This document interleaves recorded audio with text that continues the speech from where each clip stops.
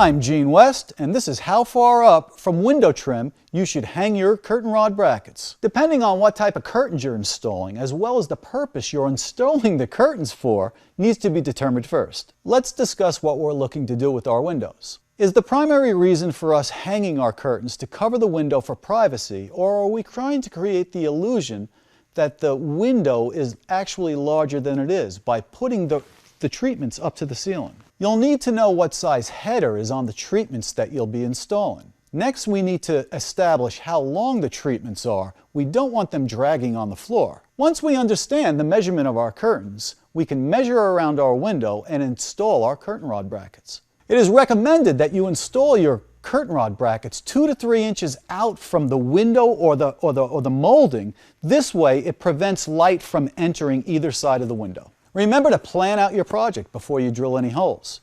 Don't want to create more holes in the wall than is necessary.